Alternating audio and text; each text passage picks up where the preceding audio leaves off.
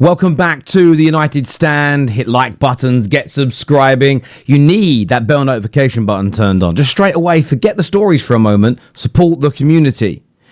Big updates this morning. Huge updates this morning to go through. I'm excited about them. I know you're excited about them as well, but I want to get your views. I want to get your opinions in the comments section below. It's very important to us that you do that and you get that done. Good morning wherever you're watching from around the world. I'm excited this morning. I'm very excited about what we're going to do. I'm very excited about what is to come from Manchester United in the remainder of this window. The big article from The Athletic today, we're going to dissect it. We're talking Sesko. We're talking about the future of the club and new deals, new additional money coming in and why that's important. We're debunking net spend because I'm sick and tired of people attacking us on net spend, although I do want to be a better seller. But the big leading story that we are speaking about today is Carlos Baleba and a huge budget, a massive budget that Radcliffe is sanctioning to get this deal done. It's still difficult. It's still hard to get over the line, but we are going to delve into that. So do your part for the show. Part for the show this morning. Hit like buttons, subscribe, share this content across your social media platforms because getting your opinions on this is very important indeed. More important than my opinions. I'm even going to say more important than Mark's. Mark might not appreciate that, but I think it's true. You, the community, are the most important. But let's delve into it. Let's jump straight into this morning because there is a big article to go through, a huge Athletic article, and I'm going to read you segments and I want to get your views on it. Now, the article in itself is talking about a big meeting that happened a couple of days ago where Man United have briefed the staff on a new message, okay, that the now or never season begins. And it's a three-worded kind of motto, I suppose, not really a motto, but three words that they are pushing forward, which is badge, bravery, and spirit. And I think this is really important because it feeds into the Baleba situation. And the badge part is what they've actually said. It is describing particular. It says Barada also issued a new set of three core values to underpin their work, and that is badge, bravery, and spirit. And he speaks of no one being bigger than the badge, and you can see that this summer, by the way the bomb squad have been ostracized, for some of them for thinking they're bigger than the badge, can behave in a certain way, demonstrates that. They speak of bravery, and that is standing up, making yourself be counted during difficult moments. And then spirit, having that undeniable, unrelenting spirit, especially through times of adversity. And it's a really good little piece. And look, there's some bits in there we want to delve into where there does seem to be a much more sort of benign, warm feeling around the staff at the moment. There are still challenges, okay? There are still challenges where people are saying, like, do more for us and improve things further, which is absolutely fair. But within this article, and I want to give you like a base of what the article was about, they touched on Sesko, other transfers, the manager, the future of the club. But the bit that we're all here to mainly focus on, or the lead story here, is they speak on Sesko. And it says here, Amorim's mood last season was linked to poor results. But with Sesko joining Matheus Cunha and Brian Mbeumo in a transfer outlay surpassing 200 million. It's not actually true. The baseline is actually 190 million. We'll forgive the Athletic for adding the add-ons on, but okay. He says he has more tools to find happiness on the pitch. That spending, combined with talks of a possible move for Carlos Baleba, is greater than was anticipated at the start of the window, and a reversal on the idea that United need to make sales first. And I think that there's been a lot of things that were published in March and April and May. Now, the media are going to say there's a reversal on that. That could be true. I'm going to be very consistent here. That could be true. There could be a reversal and the club have changed their minds. It could also be that the media wrote largely a pack of lies, put out negative stories, made Man United fans angry, and to save face and embarrassment of being wrong, they're saying Man United changed their direction. You can decide which of the two you think it is. It has led to some It goes on to say, it has led to some with a line into the upper echelons of the club to believe that Radcliffe has sanctioned the push, knowing Amorim needs a strong start to this campaign, otherwise faith in him and the football leadership will erode. This reads to me like Sir Jim, like Ineos and all of his team are sanctioning big spending because they know that we need a solid start to the season. In that first 10 games, we probably have to win 5 or 6 for the fans to feel appeased. He also knows that it won't just be Amorim failing and fans saying, well, sack him, bring in somebody better. It would be 2 fouled managerial appointments for Ineos in just over a year. And when I say 2, they decided to keep Ten Hag. They could have removed that situation earlier. They didn't. They made a mistake there. They've already confirmed that mistake. 2 managerial mistakes in just over a year. 500 million pounds spent, and what direction are we going in? Everybody, including myself, will be looking at Ineos in a very, very different way. Some people already don't have faith in them. More people will lose any faith that we have remaining if that happens. But overall, I think this is a good thing. Overall, I think this is a positive thing. Overall, this is exactly what we should be looking for as a football club. We should be looking for our owners to spend this money. There's reports I've read this week from the likes of Dean Jones that Manchester United could spend now and worry about the ramifications later.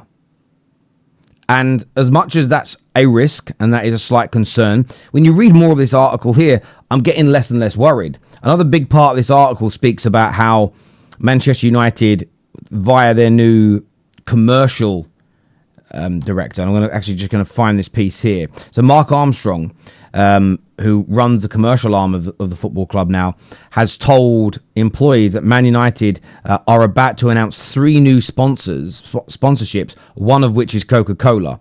Armstrong and his team have agreed over the past 5 months on deals worth over £70 million in additional revenue for the football club. And it's something quite a few of you said on here, on the United Stand to me last week.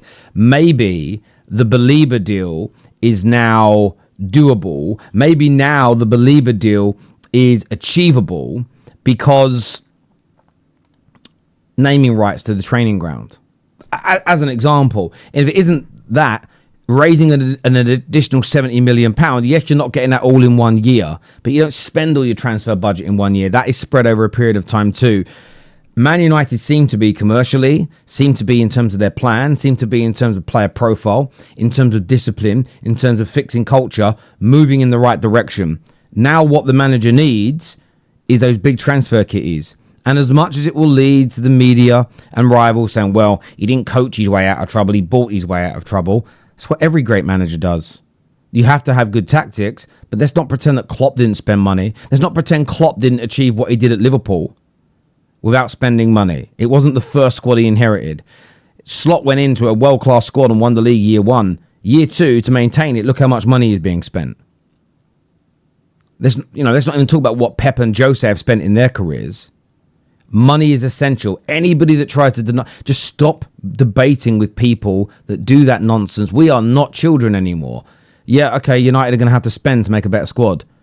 But did you expect him to turn? Do you expect him to turn Christian Eriksen into Baleba?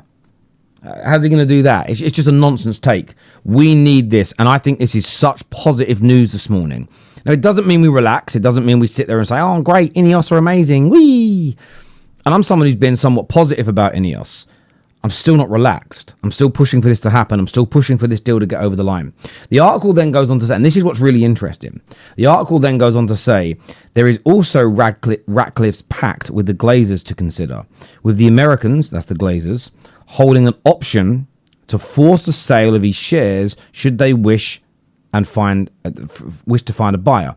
Now, in the business world in the UK, that's called a tag-along clause, or a drag-along. Drag-along or a tag-along. I think they're very similar things, which is where if your business partners find a buyer, you're forced into going along with the sale, unless you have a separate clause, which means you can match the offer that's being made for their shares. So that's how I operate in a lot of my businesses, to be honest with you. With my partners, they're like, oh, if we find a big buyer for the business, you have to come with us. What I often put in there is, yes, but I want the option to buy you out first. That way, I can. It gives me a better. It's either I'll sell it as well and make some money, or no, I'll buy you out and keep the business going. It says that that is particularly partly why the petrochemicals billionaire has in view of at least one person at the club decided it's now or never. So I think, look, the one thing this will show as well, if you listen to and read this article fully, Sir Jim Ratcliffe is very much like, look, I want to make this work because I don't want my shares to be sold. I want to own this football club. I want to make this football club work. I think what Sir Jim wants when you read this and you look at other articles is to get Man United back onto an even keel, get the new stadium progressing, get the new stadium part being built, on the way to being built or complete, and then be able to turn around to the Glazers himself and make an offer to buy them out. But if United are not growing, if he's doing a bad job, it is more likely that the Glazers will just try and find a different buyer and he'll be forced to sell. And then after everything he's pumped into the club, he's not going to get what he wants out of it, which is, again, you don't spend this kind of money. You don't try and fix the culture. You don't invest £50 million into a new train. You don't do these things without wanting to make the club better. Now, you might want to, in your business, in 20 years' time, to sell it at a profit. That's fair. That is fair. But he's trying to fix the club so it grows in valuation. And if he ends up doubling his money on the club in 20 years' time, if he's still alive himself, if his business sells it in 10, 20 years' time for a profit, but he's made us a better club, he's made us sustainable, we're winning league titles again, we're able to win Champions Leagues again, we've got a structure, we've got a great hierarchy, then I can stomach that. I'd like an owner that doesn't want to make profit out the club when he sells it. I'd like someone that doesn't do that. But I think the two go hand in glove in the modern day world. No one, I don't believe, is going to anymore, or rarely anyone is going to buy a football club without having an ulterior motive. Let's not pretend that when Saudi Arabia get involved in football clubs, when they get involved in boxing, the Riyadh season's part of it. It's about attracting tourism and about bringing people to their nation. So there's always an ulterior motive. It isn't just, I want to own a football club to make them good. Roman Abramovich was probably like the only guy, that the billionaire, that ever did that. Everybody else has got at least an ulterior motive alongside wanting to make a club good. So I'm very, very accepting of that. But this, for me, majorly positive news this morning. Amorim hopefully getting this huge transfer budget. And I have seen some stories this morning as well. And I'm going to go to your comments in a moment, people. So I'm sorry if it feels like I'm ignoring them. I'm not. There was a big story this morning that went out that spoke about how Man United might have a backup plan. They might move on to a different midfielder if they don't get Carlos Baleba. Maybe a makeshift, like a Douglas Luiz on loan or someone like that. But I don't think there's any chance that we pivot to an Adam Wharton or anyone of that ilk or of that level. I think a lot of people are kind of pushing that news. A lot of people think that is plausible and doable. I don't. I think there is no chance of that. I think we are going all in for Baleba. We haven't been deterred as of yet. If that news breaks, then so be it. But we haven't been deterred yet. We haven't stepped away yet. And the player is open to joining us. Personal terms are not going to be a problem. United, I think, are still waiting for an inclination from Brighton. And I get what Man United are waiting for. We're waiting for an inclination. We're waiting for a little moment of... We're waiting for a little, 90 million might be enough. Rather than going in straight away at 115 and bidding more than we need to. That's what Brighton want us to do. We're trying to get that information. I still think this is going to take a week or so from here, minimum, to get done, if we indeed can do it. So, yeah, I don't see us pivoting to anybody else. Let's have a look at some of your super chats that have come through. Maximilian here says, shouldn't we just buy Brighton's recruitment team instead? That is true. That is true. But having said that, I stand by, like, the young players that we've brought into the club. The Kones, obviously get well soon to Kone after suffering a bad head injury last night. Chido Obi, young Diego Leon as an example. I really like it. I also like the players that we're linked to from a transfer perspective this year. But I do agree with where you're coming from. This here says, United are spending very wisely, getting the best Prem that are young, haven't played for a big club yet, so they are hungry. And I get where you're coming from. I totally get where you're coming from. That would be 3 of our players are Prem proven and fit that mold. Sesko, slightly different, but still has that hunger about him. And I think what's very interesting when you also read this article is what was said about Benjamin Sesko in this. And what was spoken about is, yes, you've got Barada's message of bravery and spirit. And he was, they used Sesko as an example. And I'll read you the passage here. Let me find you this passage, which I thought was very, very interesting indeed. I am just now looking for it. It said Sesko got mentioned during the speech, during the staff meeting. Wilcox, the United's director of football, said Benji had shown tremendous desire to join the club, claiming he had rejected further offers of a higher salary from Newcastle United even after he agreed personal terms at Old Trafford, a point disputed by people at Newcastle. Well, of course, people in Newcastle would dispute it. Sesko played his first game for Man United on Sunday, featuring against the under-21s in a training on a training pitch at Carrington.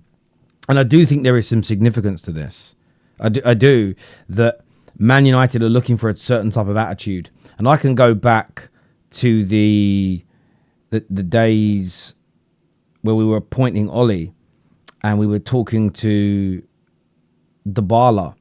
And I remember getting dogs abuse when I said to people, if the first question they ask is about money, if the first conversation they want to have is about bonuses and money and how much can they earn and what the image rights like, we should just be kicking these people out the door.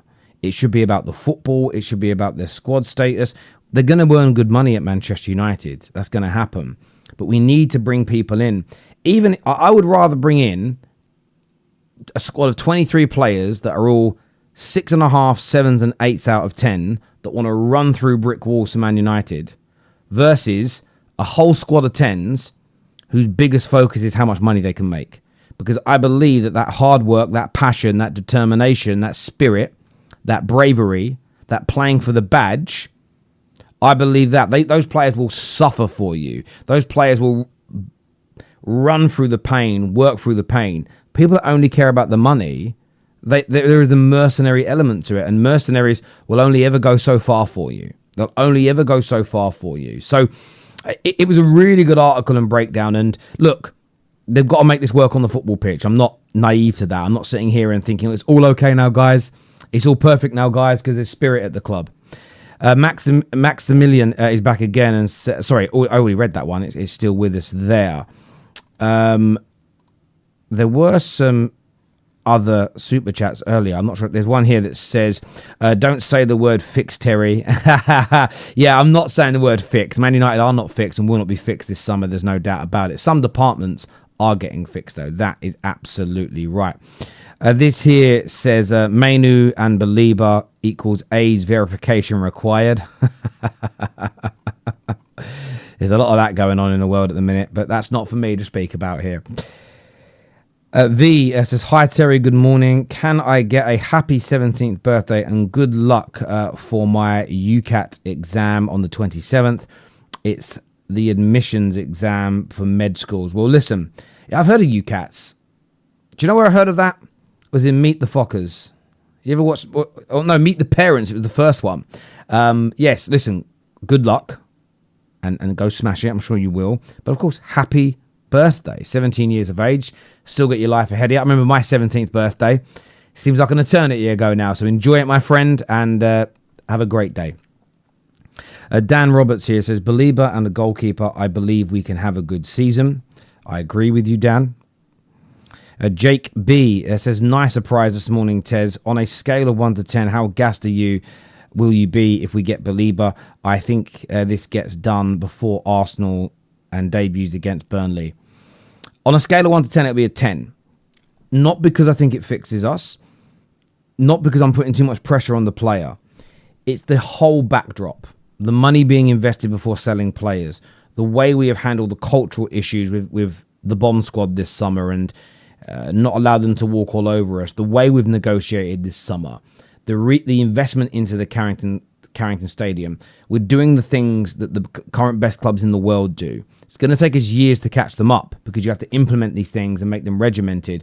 But I got into a Twitter fight this morning, Jack, with somebody because Rashman made a comment yesterday speaking about how what was difficult with Man United is there's been no clear direction and we've been a very reactionary club.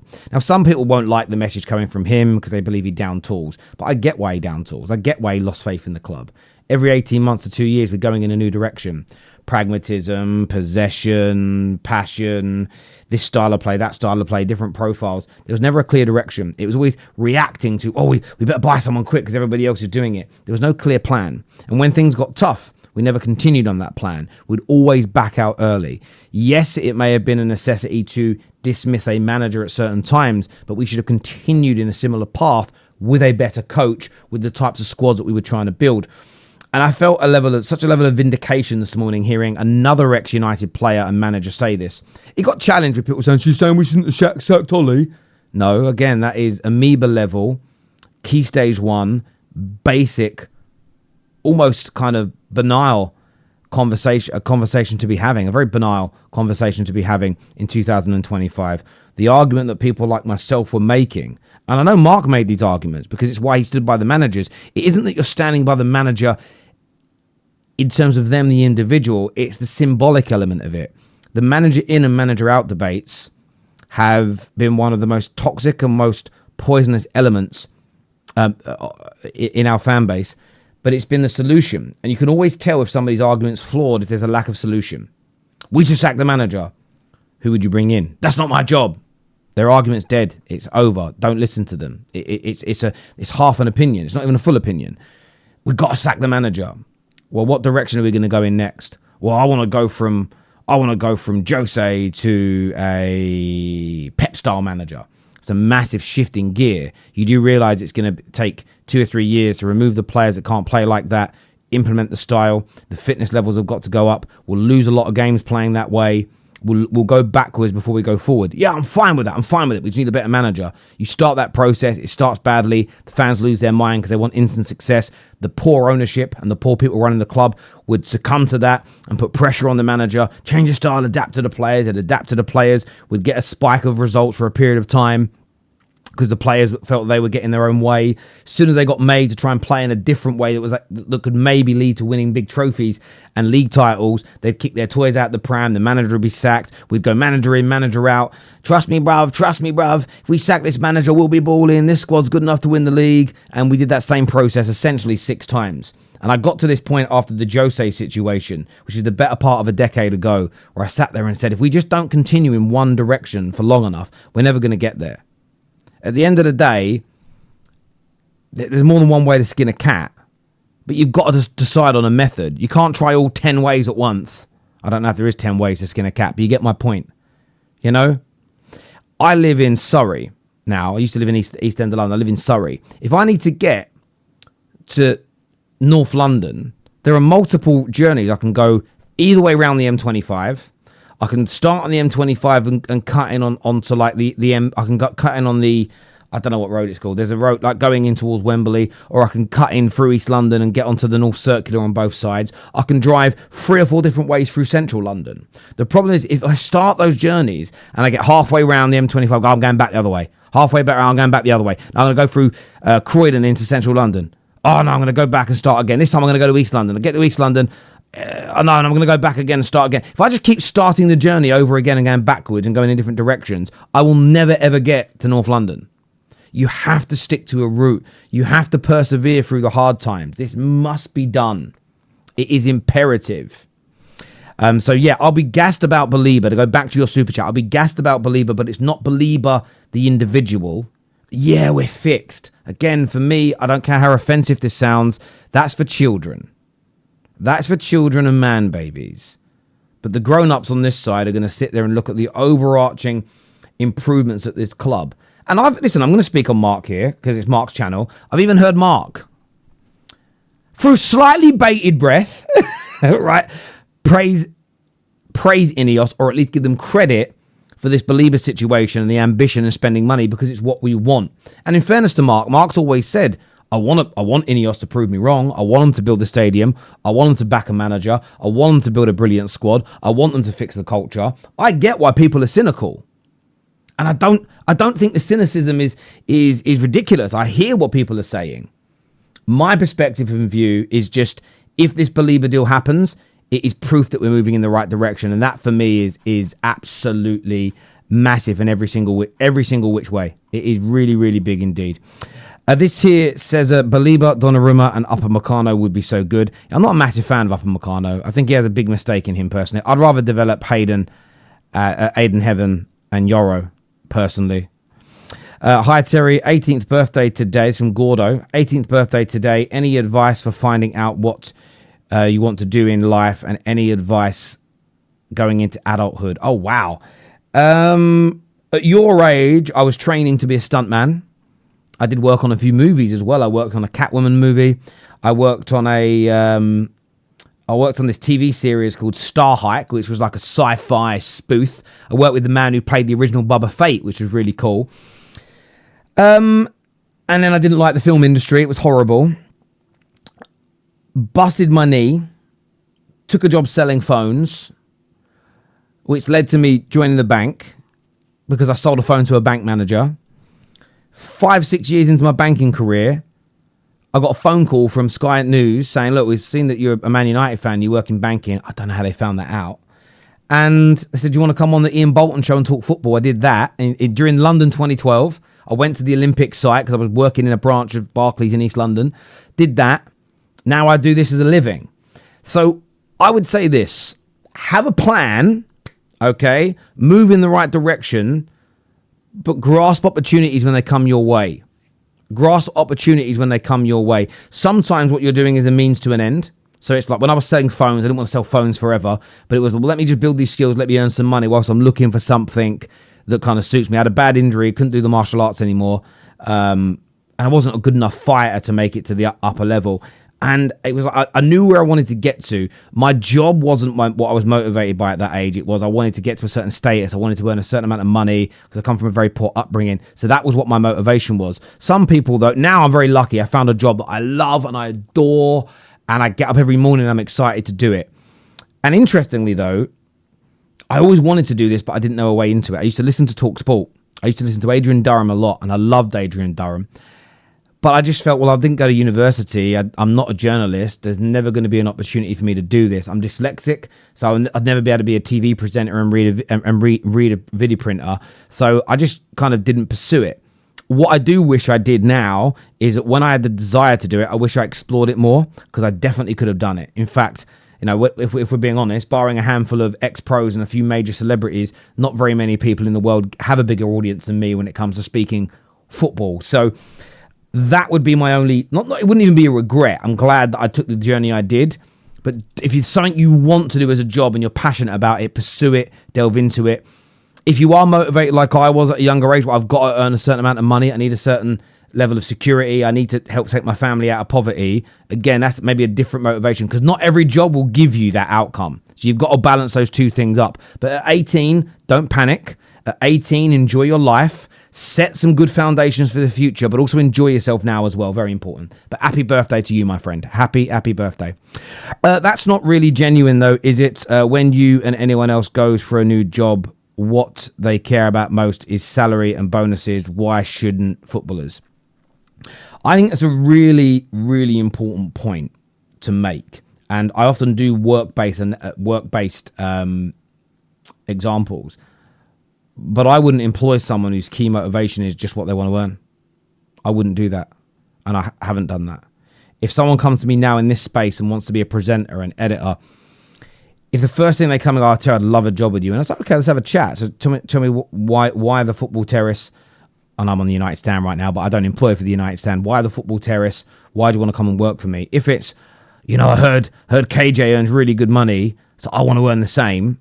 I don't care then how good their work is. I'm just saying no.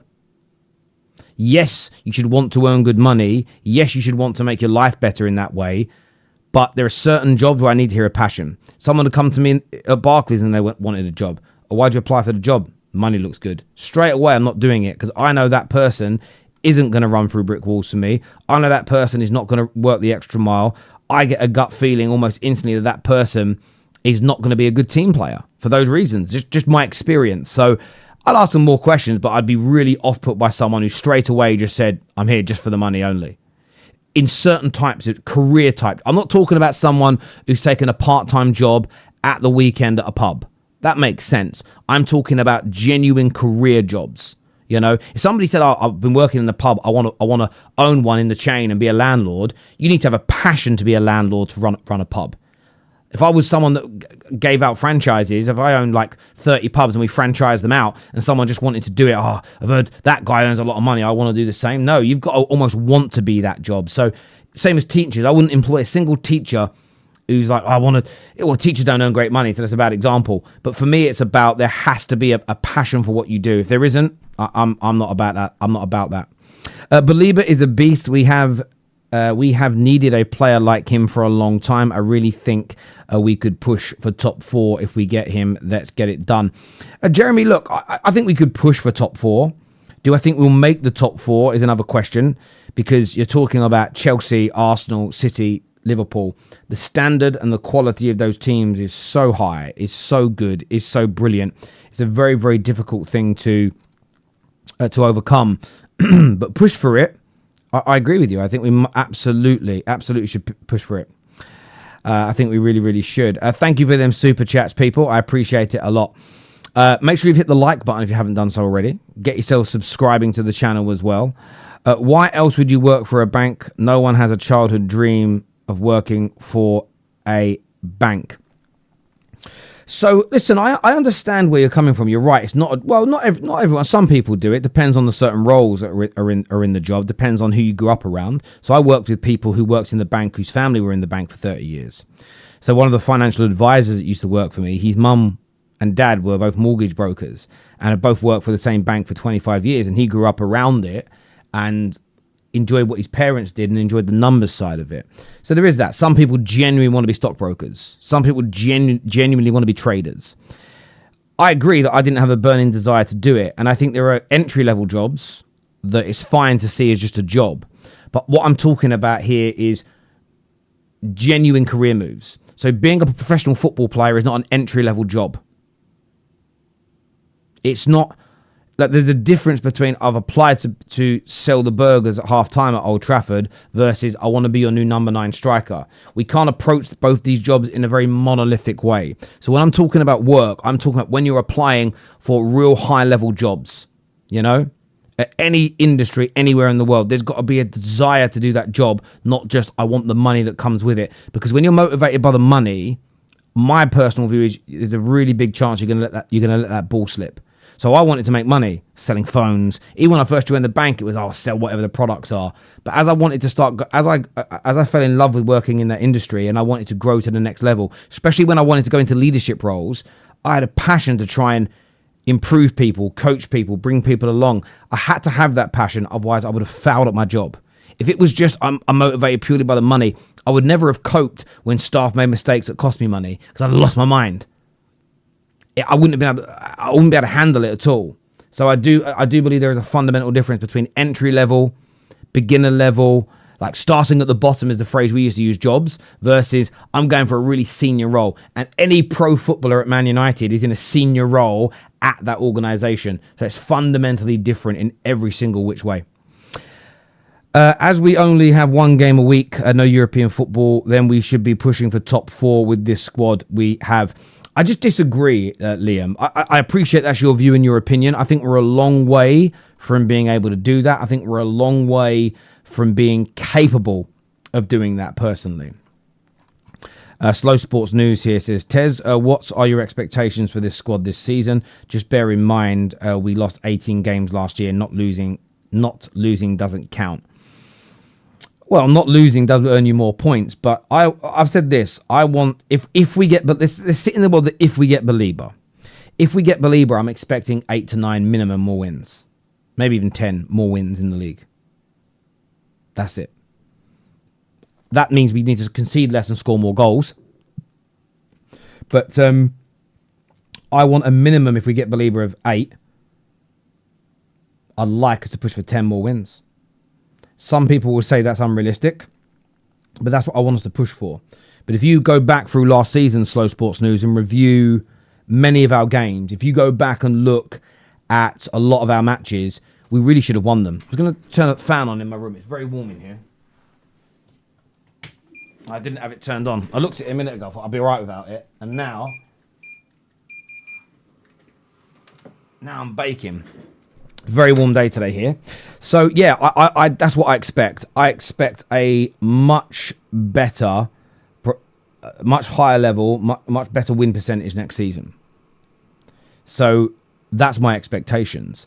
Where that leaves us in the league is anybody's guess. So we could make top 4 if a couple of teams have really bad seasons and if we win 10 more games. Let's say we won 10 more games. It wouldn't equate to 30 points because some of those games may have been draws last year.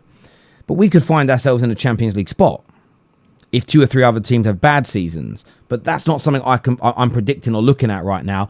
I'm very much focusing on us and what we can do. And I believe if we could turn some of those draws and some of those defeats last year into victories and add 10 more wins, we'll be in a very good position this year. Very, very good position indeed. Should we be doing that with someone like Baleba in the midfield, alongside Manu and Bruno, with the strike force that we have just spent the better part of 200 million on? I expect it.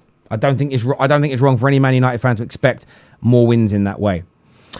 We are not getting top 4 till 2 seasons' time. Replace Bruno, Harry, Delo, Shaw, Casemiro. Then we have then the team adjusts and grows each season. We have owners.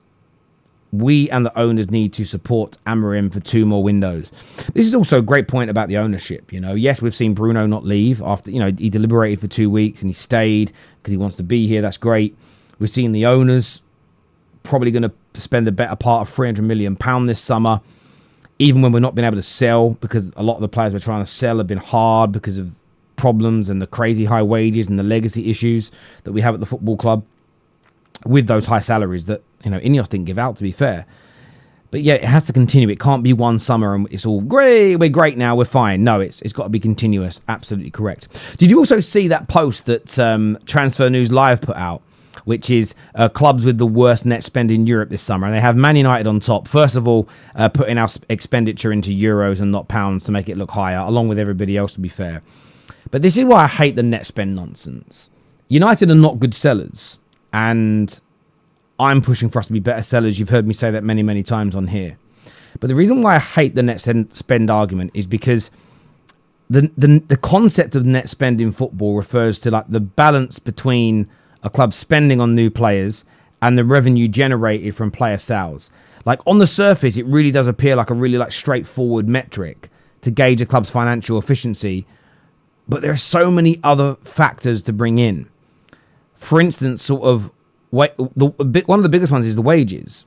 And I say the wages because even if Man United don't sell the Rashfords and the Sanchos and the Antonys for exorbitant amounts of money, the amount of money we save on their wages based on the new guys coming in, Rashford 300 odd K a week, his replacement in Sesko is earning 150, 160. Sancho leaving, 300 odd thousand, 325,000, I think 250,000. Mbumo's coming 100k a year less. We are saving tens of millions of pounds on the salary and the bonuses that these players were earning compared to the new individuals coming in. People don't factor in that certain clubs, and we need to get better at selling, by the way. I'm not going to ignore this. But Man United have had a lot of commercial deals that have been linked to players in the past. And we've just seen our commercial revenue go up by 70 million due to the work we're doing, as an example. So that's another area to factor in. There's all these little different things that are not sort of looked at. There's obviously the depreciation, the amortization of players. There's the hidden costs as well. And we've seen these stats before that have come out where someone will go, wow, United spent 250 million this year. And I don't know, Liverpool only spent 180. Yeah, and then you get the stats come out for how much was spent on agent fees, and United spent 20 million on agents, and they spent 55 million on agents. The 2 most recent deals that explain this the best is Haaland and Mbappe. Mbappe, in terms of net spend, shows a 0, but over £100 million was paid out in terms of about £100 million were paid out in terms of agent fees and signing on fees. So how did it cost them nothing?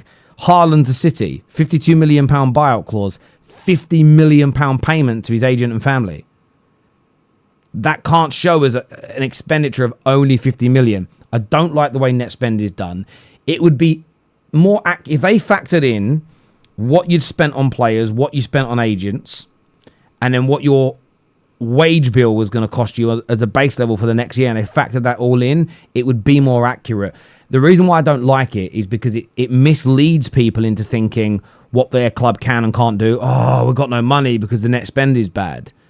Yeah, but what we've saved in salary in the last year through selling people and loaning people out covers all of our transfer costs this summer, pretty much. Because we did the maths the other day. It's about 80 odd million, about 73 million would go out in first year payments. That just in the salary savings from players in the last 6 to 12 months is covered in that period.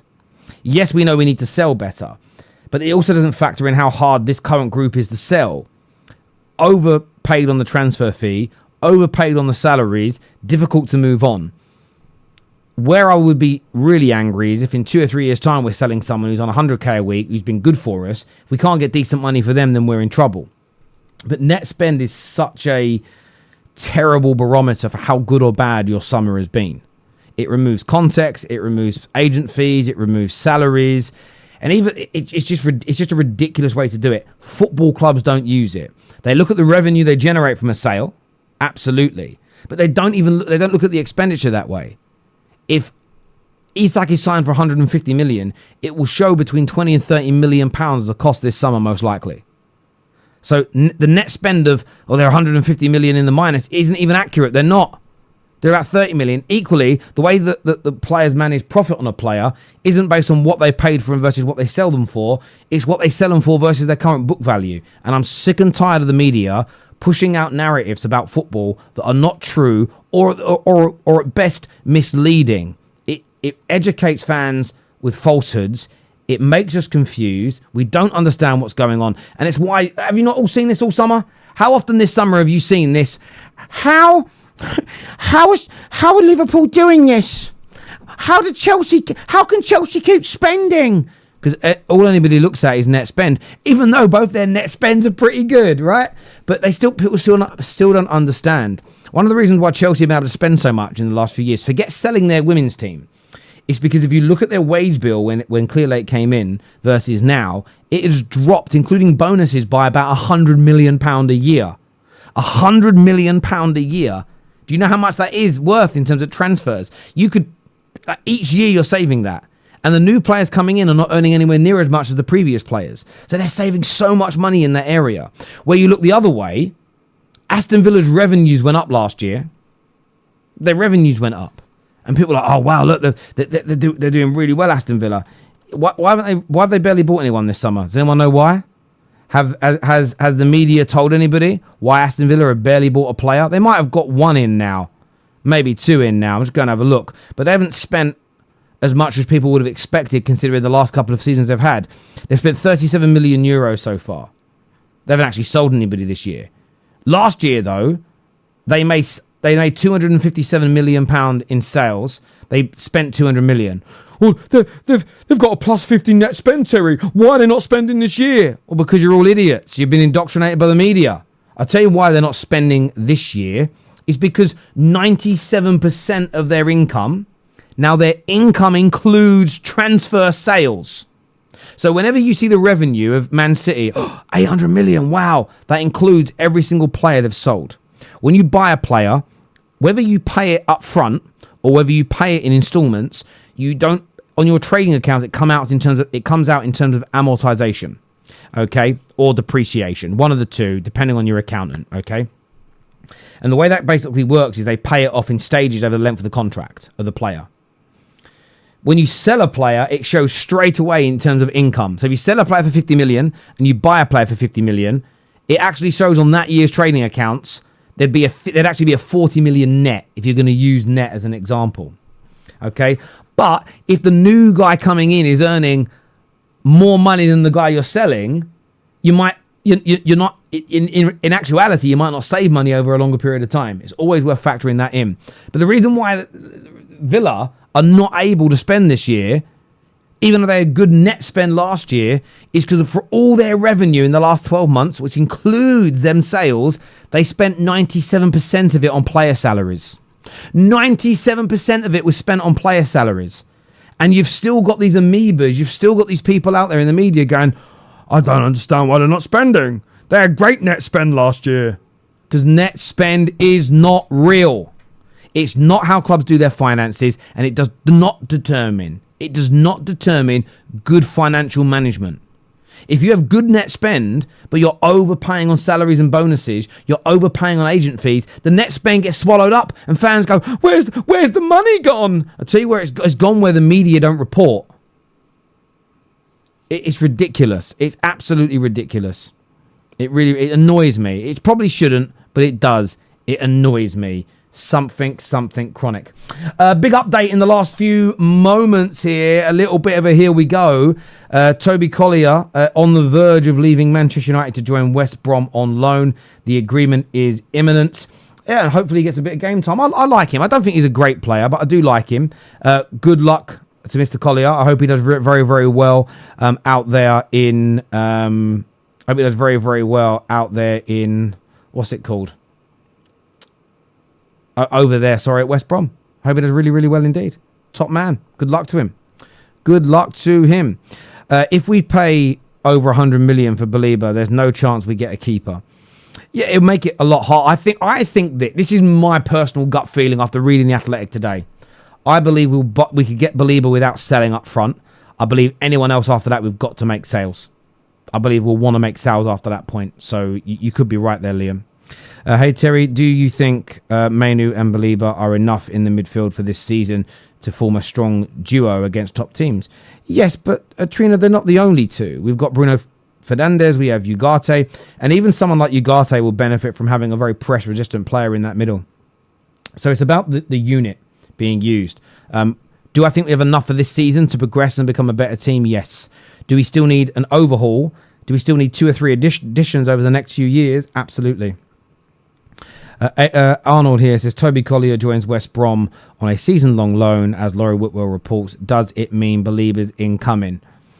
Hopefully, partly. I mean, I hope it's part of that. You know, I'd be a little bit more excited if we just did a £40 million deal for Casemiro to go to Saudi. Because again, that wouldn't be 40 million in. I think we owe about 20 million on him. So we'd make 20 million pound profit, but it would be the 350,000 pound a week we get back in salary. People don't. You are talking about 18 million pound a year we pay that man. And again, that's why net spend is crazy. Because on this particular year, you know, Baleba would come in and probably earn a third of that. So this is what's crazy about the Baleba. Let's say Baleba costs 150. Let's do the math. If a Baleba is 115 million, okay, divide that by the 5 years that we would pay that off. It's 23 million this year. Let's say salary is 150,000 a week, which is what I would anticipate it being to be a main part of the central midfield. That means you're paying him. My maths can't be right there. I did it, but it's not right. 150 times 52, you're looking at about 7.8 million for the year, plus the 23 million. So you're looking at a total cost there of around 31 million. If you were to sell Casemiro for 40 million pounds to Saudi, right, you're covering that cost year one just by him moving on. That first year cost is covered.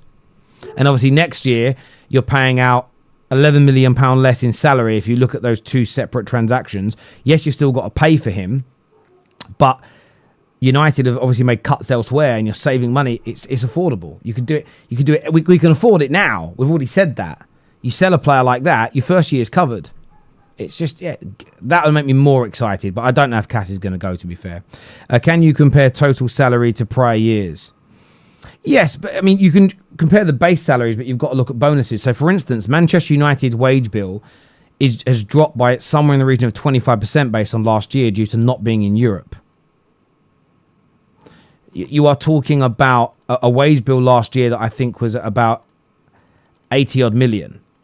You take 25% from that away, you're saving 20 million pounds there. So when people go, oh my God, there's this financial black hole because Manchester United didn't get into Europe. Well, there are two separate budgets. You budget for if you're in the Champions League, but that's what you call a temporary budget, where you might spend a little bit extra. Like a club, if it gets into the Champions League once, sometimes they go for broke and they spend all that money and some to try and re-qualify for the Champions League. If you do that and don't qualify, you could be in trouble because you now might have a wage bill like It's what Villa did. Villa gambled on making it into the Champions League again. And therefore, what would, again, it'd be like extra revenue. And then again and again and again and again. And if they started getting an extra 100, 150 million every single year in income, by then they'd be able to push for higher sponsors. They'd be able to put, again, you turn around to a sponsor and say, we're in the Champions League now, sponsor us more. Most sponsors, especially if they've got 4 or 5 year deals, will say, well, let's see if you maintain that. 2 years back to back and looking really strong, you might have a chance to renegotiate, because bigger companies might start knocking on the door now going, look, I know your shirt sponsor is 8 million a year currently at Villa. I'm making that number up, by the way. We're willing to now give you, as an established Champions League team, 25 million a year. Your current sponsor might go, all right, listen, because you could buy out that contract now. They might turn around and go, okay, look, we'll match it. So suddenly you've got all this extra money and normal organic revenue that is growing. So important for the media to start educating football fans on this, but they never will. They never will, because I don't really think they care. Terry, mate, do you not appreciate your barked instructions to hit the likes? And where's that gone? Oh, I can't wait to respond to this. Where's it gone? Where's it gone? I've missed the comment. It's scrolled away. Where's it gone? Have I lost it? Sometimes I can scroll and it disappears. How have I lost that comment? I was literally just reading it. Terry, mate. Where's it gone, people? No, I don't. You're using a word like bark to give it a very negative connotation. Okay? You're using the word bark like I'm a dog. Like it's aggressive, because when a dog barks, it's aggressive and it's annoying.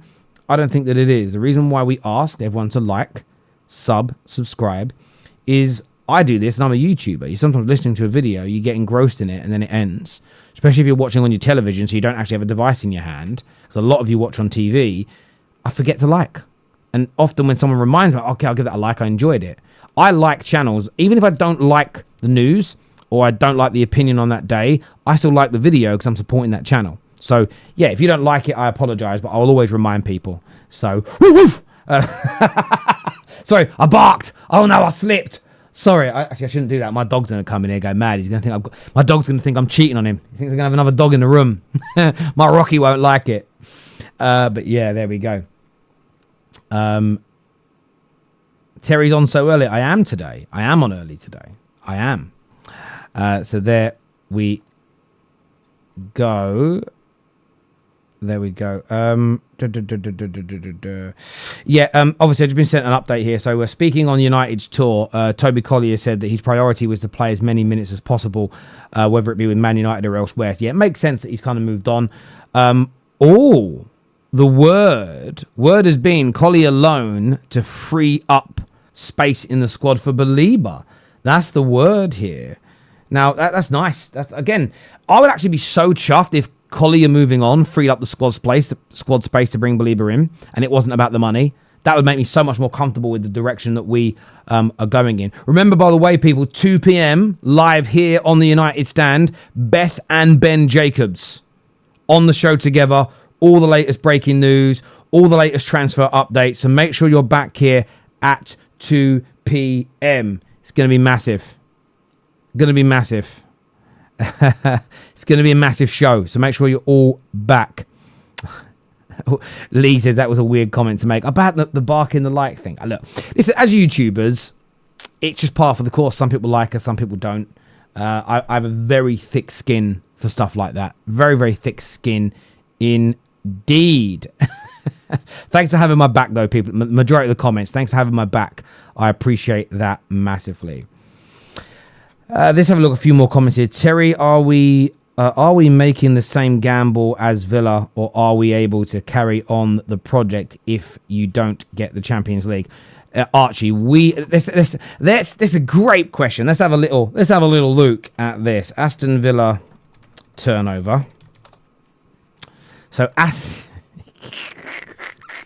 so this is why you can't compare. I'm not laughing at Aston Villa. I'm not. It's just, I'm not even laughing at your comment. I'm laughing at the fact that the media should stop this from happening. Manchester United's turnover on their last set of our revenue, on our last set of trading accounts, was 771 million euros that was. 771 million euros. Aston Villa's was 300 million euros. So we make 400 million pounds a year extra income. It's just incomparable. It's absolutely incomparable on every single which way. You can't sort of compare the two. Ade, champers to you too, bruv. Nigel Day, thank you for calling me a legend, but it's you guys that are the legends today. You really, really are. Look, I wanna thank everyone who's tuned in to the show today. It means a great deal to me. I'm now going to be live on the Football Terrace straight after this. I'm going live in a couple of minutes. We're doing a phone-in show to talk Baleba. We're talking Isak. We're talking Eze. We're talking Garnacho's exit as well. We'll touch on Toby Collier as well on that show. So if you want to come across and join me over there, I would be very, very honoured indeed. Thank you for supporting both communities. We're going to be doing phones. If you want to phone into the show as well. Thank you to everyone who's tuned in. It means a great deal to me. The United Stand, as I've said, back at 2 p.m. So make sure you are all here supporting Beth and supporting the show with Ben Jacobs. But until next time, people, take care, goodbye, God bless, and I'll see you all